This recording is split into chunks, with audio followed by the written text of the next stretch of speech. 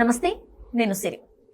రామ్ గోపాల్ వర్మ ఈ పేరు చెప్తే ఆయన తీసిన సినిమాలన్నీ ఒక్కసారిగా ఇలా ముందుకు వస్తాయి. ఆయన తీసిన హిట్ సినిమాలు అంటే మొత్తానికి ఇండస్ట్రీని ఆయన వైపు తిప్పుకున్న సినిమా ఏదైనా ఉందంటే సత్య అని చెప్పొచ్చు. సో 27 years అయిపోయింది సత్య సినిమా వచ్చేసి. సో ఈ సినిమాని చూసి for the first time Ram Gopal Varma గారు మళ్ళీ ఆ సినిమాని చూసి ఏడ్ చేశారు, భావోద్వేగానికి గురయ్యారని చెప్పేసి తనకు అంటే ఒక ట్వీట్ అయితే పెట్టడం జరిగింది. ఇంతకు ఆ ట్వీట్లో ఏముంది, అసలు ఆయన ఏం చెప్పాలనుకుంటున్నారు, ఇప్పటివరకు జరిగిన విషయాలు ఏమేమి జరిగాయి ఏంటి అనేది కూడా ఆయన మాట్లాడడం జరిగింది. సో ఇవన్నీ విషయాలు మనకు తెలియజేయడానికి ఇప్పుడు మనతో పాటు ఉన్నారు ప్రముఖ సినీ క్రిటిక్ దాసరి విజ్ఞాన్ గారు. నమస్కారం సార్. నమస్తే సార్, ఇప్పుడు అంటే మనం రామ్ గోపాల్ వర్మ గారి గురించి మాట్లాడదామంటే ఎట్లా ఉంటుందంటే, నా సినిమాలు నా ఇష్టం, నీకు ఇష్టమైతే చూడు లేకపోతే థియేటర్ రాకు. ఆయన మాట్లాడే విధానం అంతా కూడా ఇది నా లైఫ్, నా ఇష్టం, నా ఇష్టం, నా రూల్స్ అన్నట్టుగా మాట్లాడే ఒక డైరెక్టర్నే అయితే నేనైతే అంతే చూసాను. అసలు సత్య అనే సినిమా అనేది మనకు తెలియదు, ఆయన తీసిన టైంలో మనం ఇంకా పుట్టలేదు కాబట్టి.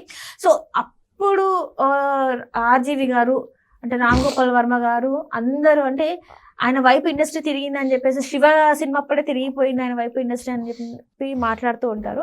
కాకపోతే కొన్ని హిట్స్ పర్టికులర్ కొన్ని హిట్స్ వచ్చిన తర్వాత ఆయననే చెప్తున్నారు నా కళ్ళు తల్లకెక్కాయి అని చెప్పేసి మాట్లాడడం. అండ్ 27 years తర్వాత సత్య సినిమాని మళ్ళీ చూసి ఒకంత నేను ఏడ్ చేశాను, నాకు తెలియకుండా నా కళ్ళ నుంచి నీళ్ళు వచ్చేసాను కూడా చెప్పడం జరిగింది. సో ఇదంతా చూస్తే మీకు ఏమనిపిస్తుంది అసలు?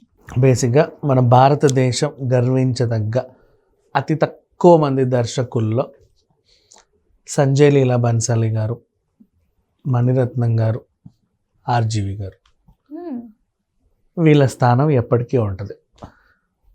సీరియస్లీ మొత్తం భారతదేశం గర్వించదగ్గ దర్శకులలో ఎంత ఇదిగా చూసినా టాలెంట్ ఓరియంటెడ్గా సినిమాలో చాలా మార్పులు తీసుకొచ్చిన వాళ్ళల్లో వీళ్ళ వల్ల సినిమా ఒక కొత్త యాంగిల్ వైపు తిరిగింది, ఒక కొత్త ఇది జరిగింది. అంతకుముందు ఆ తర్వాత అనే మధ్యలో కొన్ని పెడితే అందులో ఉండే మొత్తం భారతదేశం గర్వించదగ్గ ముగ్గురు నేను చెప్తున్నా సీరియస్లీ. పాత వాళ్ళు కొత్త వాళ్ళందరినీ పక్కన పెడితే ఎప్పటికీ సంజయ్ లీలా బన్సాలి గారు, యాజ్ యూజువల్గా మణిరత్నం గారు, ఆర్జీవి గారు, మిగతా దర్శకులందరూ పాన్ ఇండియా లెవెల్కి సినిమాని తీసుకెళ్లారు, కోట్లు కొల్లగొట్టారు, బాక్స్ ఆఫీస్ రికార్డులు బద్దలు కొట్టారు, అన్నీ చేశారు. కానీ ఒక కొత్త ఒరవడికి శ్రీకారం చుట్టిందంటే వీళ్ళు ముగ్గురు. సంజయ్ లీలా బన్సాలి ఆ ఫ్రేమ్స్ చూస్తే ఎంత ముచ్చటేస్తుందో, పెయింటింగ్లే అవన్నీ అసలు అద్భుతంగా ఆర్ట్ ఫిల్మ్ లాగా ఉంటుంది. అసలు ఆ లైటింగ్ అసలు ఎట్లా చెప్పనా, మహా ప్యాలెస్లలో, ఉదయపూర్ ప్యాలెస్లు ఇలాంటి వాటికి వెళ్తుంటే, ఫలక్నుమా ప్యాలెస్కి వెళ్తుంటే పెద్ద పెద్ద సీనరీస్ ఉంటాయి కదా. అలా ఆయన ఎంచుకున్న జోనర్ కూడా ఎలా ఉంటుంది అంటే పాతకాలం, అంటే కంపల్సరీ మన హిస్టరీని చూపెడుతూ ఉంటుంది. ఎలా ఉన్నా ఆ సీనరీస్ ఆ ఫ్రేమ్ నువ్వు ఈయన దాంట్లో ప్రతి ఫ్రేమ్ కట్ చేసి ఏదన్నా 5-star హోటల్కి సీనరీస్కి అమ్ముకున్నావు 2 లక్షలు కనుక్కోవచ్చు. ఒక కళ్ళు ఉంటుంది దాంట్లో. అది సంజయ్ లీలా బన్సాలి. నెక్స్ట్ మణిరత్నం జీవముట్టి పడుద్ది అంతే.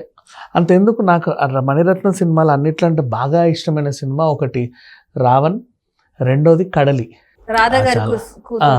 గుంజుకోన గుండె సాంగ్.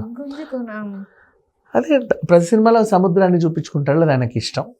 పొన్నియిన్ సెల్వన్ నాకు చాలా ఇష్టం ఎప్పటికీ, బట్ అది పార్ట్ 1 పార్ట్ 2 కూడా దానికి ఎక్కువ మాట్లాడను. బాగా అన్నిటికంటే ఇష్టమైంది. అది ఏంటో తెలీదు, విలన్ అది ఏంటి అనుకున్నావు, రావణ్ విలన్. రావణుడు సీతను ఎత్తుకెళ్తాడు కదా రాముడి దగ్గర నుంచి, ఆ కాన్సెప్ట్ నుంచి విలన్ వచ్చి ఎత్తుకెళ్ళడం, మధ్యలో హనుమంతుడి క్యారెక్టర్లో ఆయన అసలు ఎంత బాగుందో, అదొక అద్భుతం. ఇలా చాలా సినిమాలు 1-2 అని చెప్పలేం. ఇప్పుడు అదే రేంజ్లో ఆర్జీవి గారు ఆయన తీసే సినిమాల్లో, ఆర్జీవి సినిమాలో నాకు బాగా ఇష్టమైన సినిమా, ఎంతో ఇష్టమైన సినిమా, బాగా కనెక్ట్ అయిన సినిమా మై మాధురి దీక్షిత్ బన్నా చాహతీ హూ, ఆంధ్రమాలితో తీసినటువంటి సినిమా. తెలుగులో నేనే మాధురి అయితే అనే దాంతో మీకు ఎక్కడైనా యూట్యూబ్లో గట్రా ఏమైనా దొరికితే చూడండి. చూస్తే ఆ ఊరు నుంచి వచ్చి తను ఇక్కడ హీరోయిన్ అవ్వడానికి పడ్డ కష్టాలు అండ్ అది థియేటర్లో ఆమె చూసుకున్న తర్వాత ఆమె ఉన్న సంతోషం అనేది రియల్గా సూపర్ ఉంటుంది అసలు అది. అండ్ కథ, స్క్రీన్ ప్లే, దర్శకత్వం అప్పలరాజు. రామ్ గోపాల్ వర్మ. ఎలా అయితే శంకర్ అనే ఒక డైరెక్టర్ రోబోని అప్పుడెప్పుడో సృష్టించి ఇప్పుడు ఏ టెక్నాలజీని అప్పుడు చూపించాడో, అవును. అలాగే ఇప్పుడు మొన్న గుంటూరు కారం అండ్ దేవర, పుష్ప 2 అండ్ ఇదేంటి మధ్యలో గేమ్ చేంజర్, ఇప్పుడు జరిగిన సిట్యువేషన్స్ 18 ఏళ్ల క్రితం చెప్పాడమ్మా. అసలు ఎంత వింతో అది.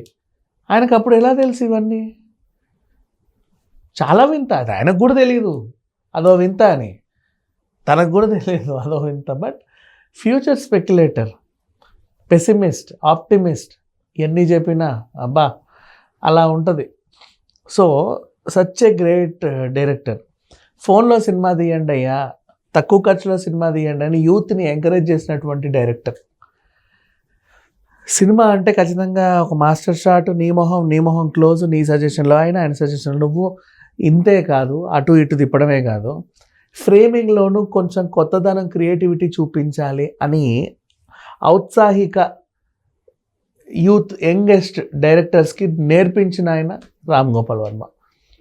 ఆయన్ని మైండ్లో పెట్టుకొని బోల్డ్ రకాలుగా చేశారు. ఈ రోజు వరకు కూడా ఒక హారర్ కానీ, హారర్ కామెడీ కానీ, ఒక దయ్యం కానీ తెలుగు సినిమాల్లో ఇంకా బతికి చచ్చింది అంటే దాని సృష్టికర్త ఆర్జీవీఏ. మన ఇండియన్ సినిమాకి